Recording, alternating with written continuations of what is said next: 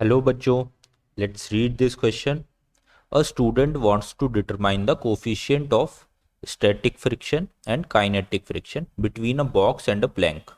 She places the box on the plank and gradually raises one end of the plank. When the angle of inclination with the horizontal reaches 30 degree, the box starts to slip and it then slides 2.5 meter down the plank in 4 seconds at constant acceleration. What are the coefficient of kinetic friction between the box and the plank? Okay, so देखो question में आपको क्या find out करना है। आपको coefficient of friction find out करना है। Basically एक स्टैटिक कोफिशिएंट ऑफ फ्रिक्शन और एक काइनेटिक कोफिशिएंट ऑफ फ्रिक्शन, दोनों इसमें आ रहे हैं क्योंकि पहले आपका जो है लिमिटिंग केस एक दिया हुआ है। आपने क्या है, एक प्लैंक है, let's say this is your Planck, और इसके एक कॉर्नर पे आपने एक ब्लॉक को रखा हुआ है। इसका मास है सपोज m। तो आपने क्या किया, फिर इस एंड से इसको ऊपर की तरफ उठाना स्टार्ट किया प्लैंक को। ठीक है, अब जैसे जैसे ये ऊपर उठता जा रहा होगा, इस तरीके से इसकी पोजीशन होती जा रही होगी, ब्लॉक ऐसे होता जा रहा होगा, राइट। तो एक पोजीशन ऐसी आई जब ये थीटा जो है आपका 30 डिग्री हो गया, तब ये जो ब्लॉक है ये नीचे की तरफ गिरना स्टार्ट हो गया, राइट। तो उसका एक सिचुएशन हम बना लेते हैं यहाँ पे। लेट से उस सिचुएशन में कुछ इस तरीके की फिगर आपकी बन रही होगी। ये आपका ब्लॉक है जिसका मास है m, और ये आपका एंगल है थीटा। इस टाइम पे ये आपका ग्राउंड लेवल है। ठीक है, तो इस टाइम पे इसके ऊपर क्या लग रही होगी, यहाँ पे एक लिमिटिंग फ्रिक्शन का केस है ये। यहाँ पे काइनेट स्टैटिक फ्रिक्शन इसके ऊपर लग रही है म्यू एस, जो इसको अभी तक रोके हुई थी। ठीक है, ये सामने वाली फोर्स से अपोज कर रही थी। तो आपको सबसे पहले इस म्यू एस की वैल्यू फाइंड आउट करनी है, और उसके बाद आपको क्या दिया हुआ है, उसके बाद ये जब चलना एक बार स्टार्ट हो गया, फिर ये कांस्टेंट एक्सेलरेशन से चला और इसने कुछ डिस्टेंस कवर कर ली। ठीक है, ये जो डिस्टेंस इसने कवर की, इसकी वैल्यू दी हुई है 2.5 मीटर, और इसने जो एक्सेलरेशन थी इसकी वो कांस्टेंट थी, लेट से ए। टाइम जो इसने लिया यहाँ तक आने में वो लगा इसको 4 सेकेंड। और तब आपसे जो काइनेटिक फ्रिक्शन, इस क्योंकि ये मोशन में है तो इस टाइम यहाँ पे जो लग रही होगी वो काइनेटिक फ्रिक्शन होगी। तो इसका जो कोफिशिएंट है काइनेटिक फ्रिक्शन का, उसकी वैल्यू आपसे पूछी हुई है। तो ये दो केस है। तो सबसे पहले हम इस स्टार्टिंग वाले केस को देखेंगे। तो जो की कॉन्सेप्ट यहाँ पे लगने वाला है आपका, की कॉन्सेप्ट वो है knowledge of static and kinetic friction. Static friction निकालने के लिए देखो, हम हमेशा लिमिटिंग केस को देखते हैं, क्योंकि जब तक आपका बॉडी मोशन में नहीं आती तब तक आपका स्टैटिक फ्रिक्शन ही लगता है। ठीक है, और स्टैटिक फ्रिक्शन की जो मैक्सिमम वैल्यू होती है वो आपको कब मिलती है, जब आपका लिमिटिंग केस होता है, जब बॉडी जस्ट आपका मूव करना स्टार्ट करती है, जो कि इस वाले केस में हो रहा है, पहले वाले केस में, राइट। तो यहाँ पे अगर हम इसका एफ बनाएं तो इस पे नीचे की तरफ एक फोर्स लग रही होगी। ये जो नीचे की तरफ इसका मास एक्ट कर रहा है, इसकी वजह से इस पे mg फोर्स लग रही होगी, राइट।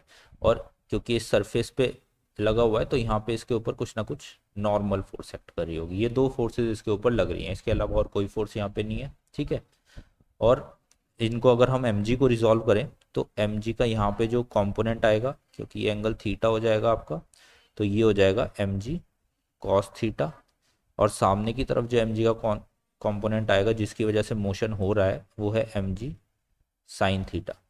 सो जैसे जैसे ये एंगल बढ़ रहा है, थीटा बढ़ रहा है, तो mg साइन थीटा की वैल्यू बढ़ रही है, तो सामने की तरफ फोर्स बढ़ती जा रही है और वो इस स्टैटिक फ्रिक्शन को ओवरकम कर लेगी। ठीक है, जैसे ही वो इसको ओवरकम करने लग रही होगी, यानी इसके इक्वल होगी, उसी टाइम में इसमें स्लिपिंग शुरू हो जाएगी। तो जो लिमिटिंग केस बना उसमें क्या होने वाला है, जो ये आपका स्टैटिक फ्रिक्शन है, लेट से इट इज एफ एस, ये इक्वल हो जाएगा आपका एम जी साइन थीटा के, राइट। और ये एफ एस की वैल्यू होती कितनी है, ये होता है आपका coefficient of static friction into normal is equals to हो जाएगा m g sine theta, right. तो यहाँ से आपका कोफिशिएंट ऑफ स्टैटिक फ्रिक्शन आप फाइंड आउट कर सकते हो, जो कि आ जाएगा m g sine theta divide by normal की वैल्यू अगर आप देखो इक्वेट करोगे वर्टिकल कंपोनेंट तो ये ऊपर नॉर्मल और नीचे एम जी कॉस थीटा, तो ये हो जाएगा एम जी कॉस थीटा, तो ये एम जी से एम जी कैंसिल, इसको आप लिख सकते हो टेन थीटा। तो ये डायरेक्ट फॉर्मूला भी होता है बेसिकली स्टैटिक फ्रिक्शन को कैलकुलेट करने का, जिसमें आपका ये म्यू एस होता है इक्वल्स टू टेन थीटा। यहाँ पे टेन थीटा की वैल्यू 30 डिग्री है, तो टेन 30 जो कि 1/√3, राइट। तो जब आप इसको पूरा सॉल्व करोगे तो ये अप्रॉक्स आपका म्यू एस की वैल्यू यहाँ पे आ जाएगी 0.577। सो ये तो आपकी हो गई स्टैटिक फ्रिक्शन का कोफिशिएंट, राइट। अब आपको काइनेटिक फ्रिक्शन का कोफिशिएंट चाहिए, यानी अब हम इस दूसरे केस को देखते हैं जहाँ पे आपकी ये डिस्प्लेसमेंट हुई है कांस्टेंट एक्सेलरेशन से। तो देखो सबसे पहले हम इक्वेशन ऑफ मोशंस, हमें पता है जब भी आपकी एक्सेलरेशन कांस्टेंट होती है तो हम इक्वेशंस ऑफ मोशन को यूज़ कर सकते हैं। तो हम सेकेंड इक्वेशन ऑफ मोशन को अगर यूज़ करें तो एक्सेलरेशन कैलकुलेट कर सकते हैं। एस इज इक्वल्स टू क्या होता है, u t plus half a t square, right. S यहाँ पे हमको गिवन है जो कि है 2.5 metre, 2.5 is equals to u, क्योंकि इनिशियल वेलोसिटी जीरो थी तो ये वाली टर्म आपकी जीरो हो जाने वाली है, half a t square, half into a यहाँ पे क्या है, ये जो एक्सेलरेशन आपकी हुई है यही हमें फाइंड आउट करनी है, इंटू टाइम आपको दिया हुआ है 4 सेकेंड, तो ये 4 का स्क्वायर यानी कि 60। ओके, सो यहाँ से आपकी जो एक्सेलरेशन आपको निकल के आने वाली है वो कितनी आएगी, वो आएगी 2.5 इंटू 2, तो ये हो जाएगी 5 डिवाइड बाई 16 मीटर पर सेकेंड स्क्वायर, राइट। सो अब देखो हम दूसरे केस में आ गए हैं। यहाँ पे जो आपकी नीचे की तरफ फोर्स लग रही है वो कितनी है, एम जी साइन थीटा है वो अभी भी, ठीक है। इधर का जो आपका फोर्स है वो एम जी कॉस थीटा लग रहा है, ऊपर आपका नॉर्मल एक्ट कर रहा है, और पीछे की तरफ जो आपकी लग रही है इस बार काइनेटिक फ्रिक्शन लग रही है। ओके, तो यानी कि म्यू के इंटू एन, लेकिन आपका जो रिजल्टेंट मोशन है वो सामने की तरफ हो रहा है विद एक्सेलरेशन ए। सो अगर आप यहाँ पे न्यूटन सेकेंड लॉ लगाओ तो मास इंटू एक्सेलरेशन जो है आपका, जो आपकी टोटल फोर्स लग रही है वो कितनी लग रही है सामने की तरफ, वो लग रही है m g sine theta minus, इसको कौन सी फोर्स रोकने की कोशिश कर रही है, फ्रिक्शन फोर्स, यानी कि म्यू के इंटू एन, राइट। तो जब आप इसको सॉल्व करोगे थोड़ा सा, एम ए इक्वल्स टू आ जाएगा आपका m g sine 30 minus mu k की वैल्यू आपको चाहिए और एन आपका है एम जी कॉस 30, राइट। तो यहाँ से m तो आपका कैंसिल आउट हो जाएगा सभी इक्वेशन से, यहाँ से भी m कैंसिल आउट हो गया, m कैंसिल आउट हो गया। बेसिकली यहाँ से हमें म्यू के लिए हम सॉल्व कर रहे हैं इसको, एक्सेलरेशन की वैल्यू हमें पहले ही मिल चुकी है यहाँ पे, let's say this is equation number 1। So equation number 1 से हम एक्सेलरेशन की वैल्यू भी पुट कर सकते हैं। तो इसको थोड़ा रीअरेंज कर लेते हैं, तो म्यू के की जो आपकी वैल्यू आ जाएगी इसको रीअरेंज करके वो कितनी आएगी, जी साइन 30 माइनस एक्सेलरेशन की वैल्यू रख लेते हैं 5/16 डिवाइड बाई, यहाँ पे आ जाएगा आपका जी कॉस 30 डिग्री, राइट। तो जी की भी आप वैल्यू पुट कर दो, जो कि हम 10 यहाँ पे पुट कर रहे हैं इस क्वेश्चन में। सो ये आपका हो जाएगा 10 इंटू 1/2 आपका साइन 30 की वैल्यू हो जाएगी, माइनस 5/16 डिवाइड बाई 10 इंटू √3/2 आपकी कॉस 30 की वैल्यू हो जाएगी।